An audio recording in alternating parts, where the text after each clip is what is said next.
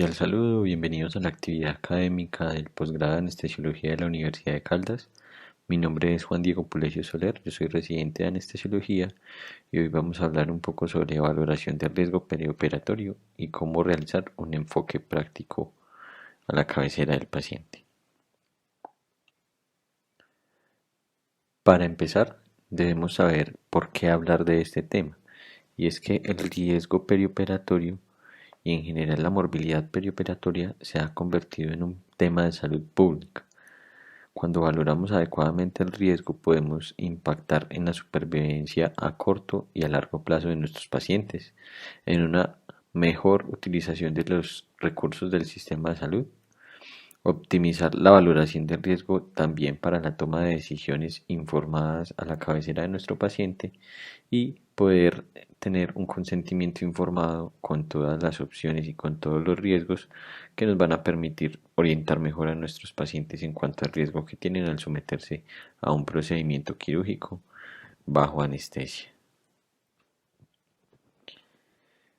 Cuando hablamos de complicaciones quirúrgicas, podemos decir que estas suceden hasta en el 17% en la población general. Sin embargo, la mortalidad es baja, de un 0.5%, pero a medida que avanza la edad y en general en los extremos de la vida,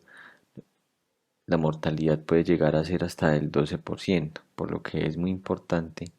tener en cuenta las poblaciones especiales para la valoración del riesgo perioperatorio. A la hora de tener en cuenta los factores que nos aumentan o que influencian sobre el riesgo perioperatorio, están claramente identificados las enfermedades concomitantes de una manera exponencial, específicamente la enfermedad cardiovascular, y tenemos que tener también en cuenta un factor que es la capacidad funcional, la capacidad que tiene nuestro paciente para realizar las actividades de la vida diaria antes de enfrentarse a un procedimiento quirúrgico. A la hora de valorar el riesgo perioperatorio, entonces, generalmente utilizamos algunas escalas que nos ayudan a objetivizar un poco el tema del riesgo, y es común que entre ellas encontremos la historia del paciente, algunos hallazgos al examen físico, que se incluyan algunos laboratorios preoperatorios, la severidad quirúrgica que tiene que ver con el procedimiento al cual está programado nuestro paciente. Algunas de ellas también incluyen eventos intraoperatorios, medidas de la capacidad funcional y biomarcadores. Finalmente, todas ellas nos llevan a tener una visión más o menos global del riesgo que tiene nuestro paciente al someterse a un procedimiento quirúrgico. Podemos dividir entonces las escalas como poblacionales. Es el caso, por ejemplo, de la American Society of Anesthesiologists, o la más conocida pues como ASA, que tiene una gran bagaje histórico, y algunas individuales que nos pueden dar un estimativo de la morbilidad y la mortalidad cardiovascular o de la morbilidad y la mortalidad genérica. Cuando hablamos de escalas genéricas, pues la más común efectivamente es la escala de la American Society of Anesthesiologists, y es una escala, como lo dice en su título, que nos valora el estado físico del paciente antes del procedimiento quirúrgico. En cuanto a esta escala, pues se ha podido determinar que es un pobre predictor de resultados en cuanto a los pacientes individuales. eh, Tiene una buena capacidad para predecir cuándo un paciente no se va a complicar, hasta en el 96% de los casos. Y cuando se habla de los pacientes que tienen un bagaje o una probabilidad para complicarse, solamente pues es exacta hasta en el 16% de los casos. Esto le da un valor predictivo positivo muy bajo, de un 57%, pero un valor predictivo negativo que pudiera ser aceptable hasta del 80%. Es muy importante tener en cuenta que el ASA sigue teniendo, a pesar de que tiene unos criterios muy específicos, una variabilidad interoperador importante y que depende mucho de la experiencia del anestesiólogo, y también que se ha descrito en la literatura que se tiende a una sobreclasificación, lo que termina llevándonos a un aumento de los costos en detrimento de en detrimento de la seguridad del paciente, así como que cuando se infravalora también pues nos puede llevar a incurrir en conductas que van en contra de la seguridad del paciente. Cuando hablamos de escalas por patologías más específicas o por sistemas, pues tenemos que tener también en cuenta el sistema cardiovascular. Para ello, pues tenemos entonces el índice de Lee, que es uno de los más comunes, que fue descrito desde 1999, califica a nuestros pacientes de alto riesgo cuando tiene más de dos criterios y que no debe ser utilizado fuera del entorno cardiovascular. Sin embargo, es de tener en cuenta que la morbilidad cardíaca pues en nuestro medio es poco común. Ella tiene en cuenta el tipo de cirugía, si es de alto riesgo, el antecedente de un evento cardiovascular mayor que está definido como enfermedad cardíaca isquémica,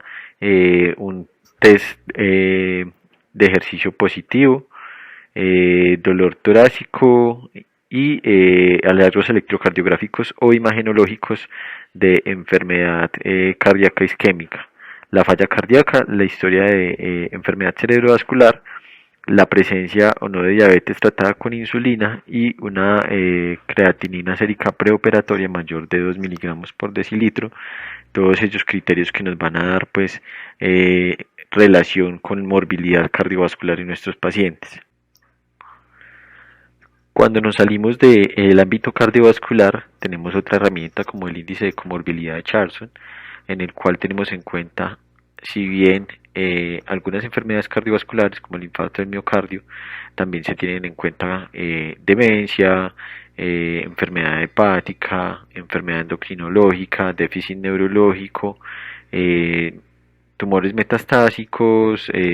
trastornos del sistema inmune, y todos ellos van haciendo pues un cúmulo que son congruentes con lo que veíamos previamente de una relación lineal entre la cantidad de comorbilidades y la mortalidad relacionada con el perioperatorio. Es importante que tengamos en cuenta que el índice de Charlson solamente tiene en cuenta variables preoperatorias, que fue desarrollada en 1987 y que se miró la mortalidad en 604 pacientes en hospitales de Nueva York, y que no tiene en cuenta el procedimiento quirúrgico al que se va a someter nuestro paciente, además que queda de todas maneras la subjetividad en la valoración de las comorbilidades, y esto hace pues que no tenga una correlación tan adecuada como quisiéramos tener para valorar el riesgo perioperatorio. Todo lo anterior nos lleva entonces a preguntarnos cuál es la escala ideal o qué variables debe tener la escala ideal que nos permita tener en cuenta todo lo que podemos saber frente a nuestro paciente y dar una idea del riesgo perioperatorio. Se propone pues en la literatura que la escala ideal sea objetiva, que no nos deje tanto sesgo subjetivo o variabilidad interoperador, que sea precisa, que sea económica de aplicar, simple de realizar a la cabecera del paciente y idealmente que sea realizable con información preoperatoria. Nos encontramos pues ante un panorama desafiante, puesto que tenemos diferentes tipos de pacientes, diferentes tipos de procedimientos y rangos de edades muy amplios, y es por eso que debemos conocer diferentes herramientas para poder valorar efectivamente el riesgo perioperatorio de nuestros. Se han propuesto escalas como el POSUM, que habla de variables fisiológicas, entonces también de variables del procedimiento. Entonces tenemos ahí la magnitud del procedimiento quirúrgico, el número de cirugías, las pérdidas sanguíneas en cada cirugía, si hay contaminación peritoneal o no, la presencia de malignidad y el tiempo de las cirugías. El POSUM incluye variables pre y posoperatorias, lo que precluye o dificulta la validación para la utilización. En la evaluación del riesgo preoperatorio, sin embargo, se ha correlacionado bien con mortalidad a 30 días. Fue desarrollado en 1991 y es importante tener en cuenta que se desarrolló para auditoría quirúrgica y no para valoración de riesgo preoperatorio. Sin embargo, se vio una buena correlación y esto permitió extrapolarla para la valoración del riesgo perioperatorio. Es la escala más válida internacionalmente para valoración del riesgo perioperatorio individual, pero en los estudios que se han realizado frente a esta escala se ha determinado que sobreestima el riesgo perioperatorio de los pacientes. Las variables fisiológicas que incluye entonces esta escala tienen que ver con la edad del paciente, con sus hallazgos a la auscultación cardíaca, si tiene o no una radiografía de tórax con hallazgos anormales, eh, si tiene deterioro de su estado neurológico y algunas variables de laboratorio como el sodio, el potasio, la hemoglobina y el electrocardiograma que nos van a hacer que junto con las variables relacionadas con el procedimiento sea una escala que no es fácil de aplicar y que nos va a tomar algo de tiempo a la cabecera del paciente, lo que dificulta su aplicación en el contexto diario. Hablábamos previamente de la sobreestimación que hacía el POSUM original frente a la mortalidad relacionada con procedimientos de baja complejidad. Es por eso que se desarrolló el PPOSUM. Es una escala que tiene las mismas variables, pero utiliza unas ecuaciones diferentes con el ánimo de evitar esa sobreestimación de la morbilidad y la mortalidad en los pacientes de bajo riesgo. Podemos encontrar varias calculadoras en internet que nos apoyan para la realización de esta escala. Sigue siendo difícil de aplicar en el contexto diario, pero es una herramienta que también podemos usar una vez el paciente ha sido llevado a procedimientos y necesitamos calcular el riesgo de mortalidad relacionado con el acto quirúrgico. Es importante aclarar que el POSUM y el PPOSUM solamente están validados en población en cirugía general y por tanto, aunque en algunos sitios se aplica para todo tipo de pacientes, digamos que no estaría indicado sino para los pacientes que son sometidos a procedimientos de cirugía general. Otra de las escalas o otra de las aplicaciones que podemos utilizar para la valoración del riesgo perioperatorio es el SORT o Surgical Outcome Risk Tool. Ella tiene la ventaja de que tiene una aplicación móvil, de que tiene variables que podemos utilizar o rellenar con el tipo de cirugía a la que va a ser llevado el paciente, la severidad que nos la va a dar la misma aplicación de acuerdo al tipo de cirugía, la clasificación funcional de ASA, si es un procedimiento urgente o no, si incluye cirugía torácica, gastrointestinal o vascular, si el paciente tiene cáncer y la edad. Eh, en la versión 2, que es la que podemos ver aquí en la presentación, se incluye la valoración de riesgo por parte del clínico y lo que quiere tener en cuenta en este caso es darle cabida a la experiencia del anestesiólogo o de la persona que esté valorando el riesgo perioperatorio en este caso y sumar a ello el juicio clínico para definir la morbilidad y la mortalidad relacionada con el procedimiento. Como ventajas tenemos pues que, como ustedes pueden ver, puede aplicarse de manera preoperatoria y que nos incluye pues más variables relacionadas con el procedimiento y con nuestro paciente específicamente, lo que nos puede dar una herramienta de toma de decisiones. Ya hablando de la escala más cercana a la ideal que tenemos hoy en día, podemos hablar pues del NSQIP. Esto es una iniciativa del Colegio Americano de Cirugía, ¿cierto? En ella pues tenemos la capacidad de utilizar diferentes variables, claramente la edad del paciente, el sexo, el estado funcional, si se trata o no de un caso de emergencia, eh, la clasificación de ASA, el uso de esteroides, la presencia de ascitis, sepsis, ventilación mecánica, cáncer metastásico o no, diabetes, hipertensión, falla cardíaca congestiva, queja de disnea si el paciente tiene hábito tabaco o no,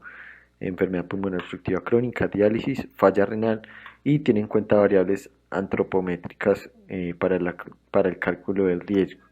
Nos pregunta también si hay algún otro tipo de intervención posible adicional a la cirugía que nos está proponiendo, y en la parte superior pues tiene una lista de intervenciones quirúrgicas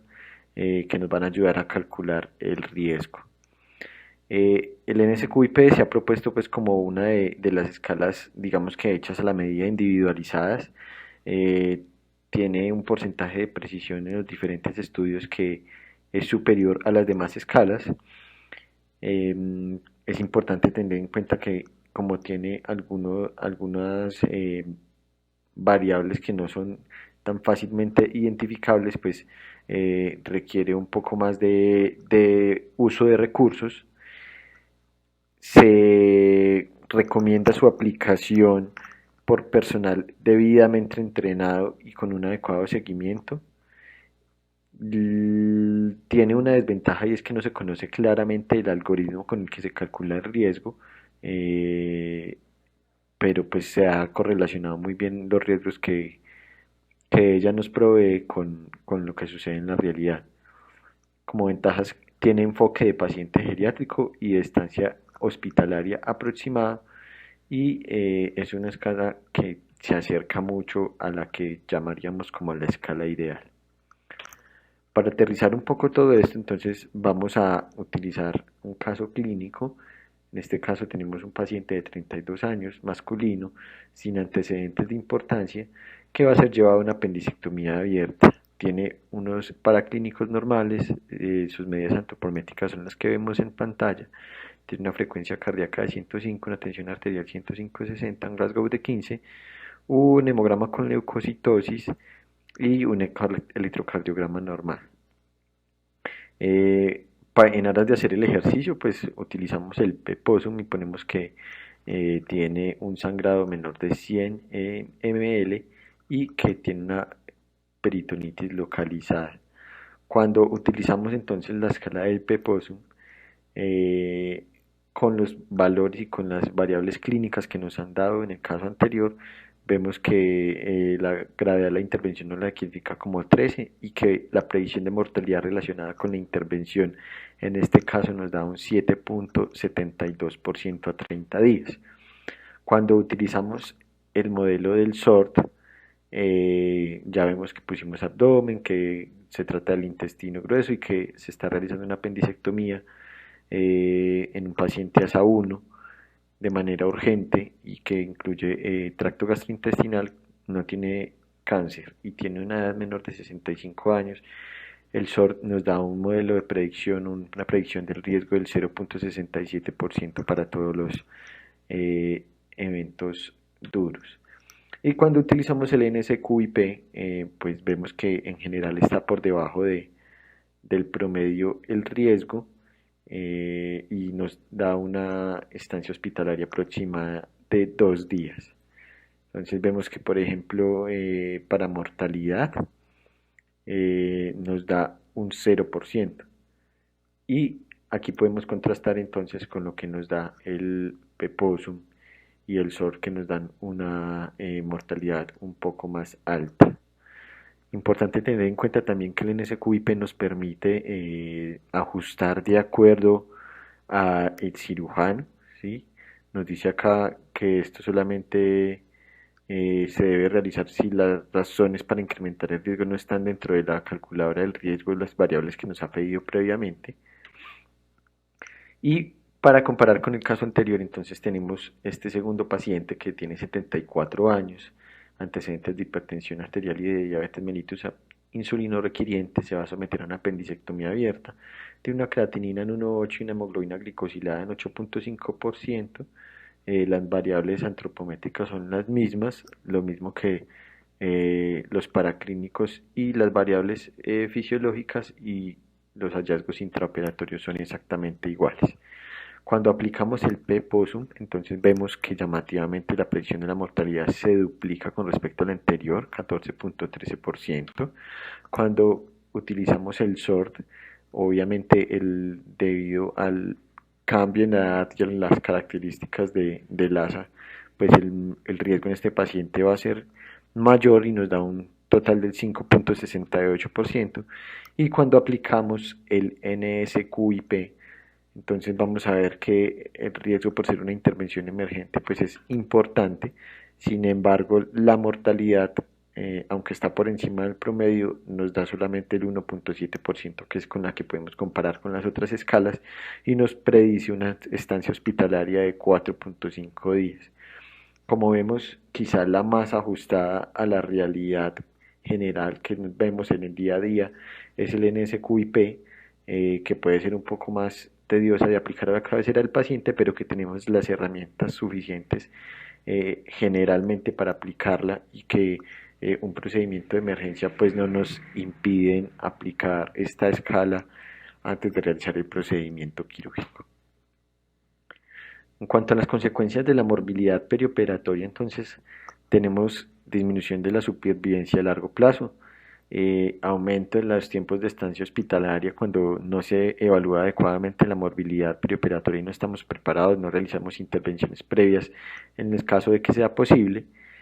La cantidad de pacientes, sobre todo ancianos, que son dados de alta a instituciones donde hay largas estancias como asilos o casas de cuidado. La mortalidad, obviamente, cuando se valora adecuadamente el riesgo perioperatorio, es una de las variables a tener en cuenta muy importantes, y el aumento de los costos cuando no se evalúa de manera adecuada el riesgo perioperatorio, pues puede impactar de manera significativa. Cuando hablamos de factores confusores o limitantes a la hora de aplicar las escalas, pues tenemos que tener en cuenta que hay algunas variables que siempre van a ser subjetivas y nos van a dar variabilidad interoperador. Entre más tipo de estas variables haya, pues nos va a dar una mayor variabilidad interoperador, y por lo tanto la aplicación de la escala va a ser más complicada en su estandarización. Las escalas objetivas pueden en muchos casos significar más recursos, porque generalmente están relacionadas o con variables fisiológicas medidas por alguna ayuda diagnóstica, o con variables de laboratorio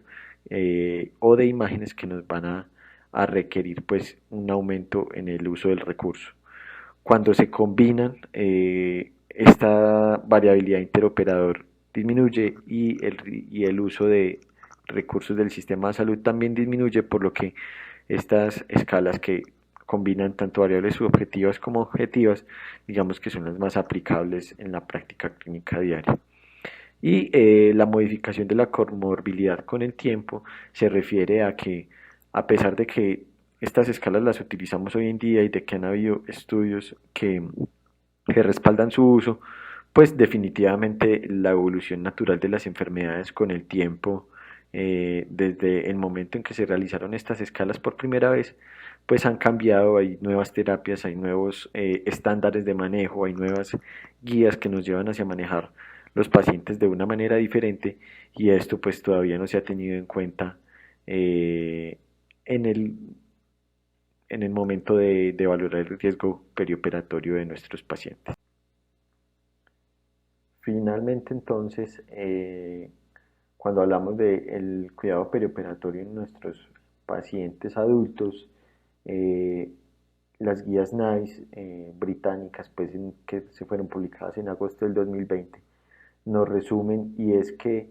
las herramientas de predicción del riesgo no reportan o predicen morbilidades específicas, casi nunca, ¿cierto? Sino que lo reportan como un resultado compuesto, y en general no hay ninguna que nos prediga el riesgo de manera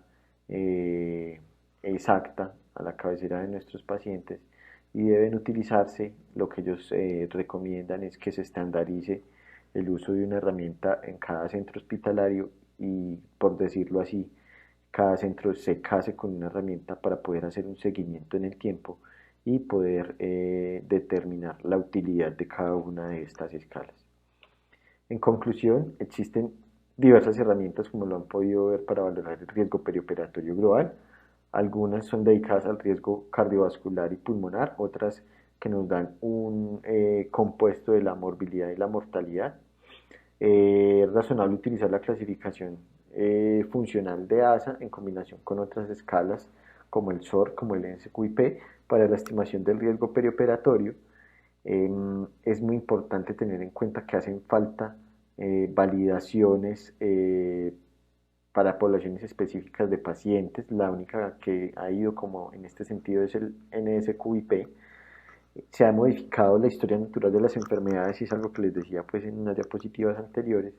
y estas escalas son un instrumento más para la toma de decisiones. Sin embargo, deben ser manejadas por un clínico con experiencia y que tenga una visión global de la atención de nuestro paciente. Las instituciones entonces se les recomienda definir unas escalas específicas y poder hacerles un seguimiento en el tiempo de acuerdo a los pacientes que tengan. En general las escalas tienen validez interna pero no tienen validez externa, y cuando nos enfrentamos a una cirugía mayor, independientemente de si nos encontramos en el contexto urgente o no, se debe clasificar el riesgo para permitir la toma de decisiones informadas y orientar las conductas terapéuticas de acuerdo a las características especiales de nuestro paciente. Eso es todo lo que tenía para decirles el día de hoy. Esperamos encontrarnos en una nueva actividad académica.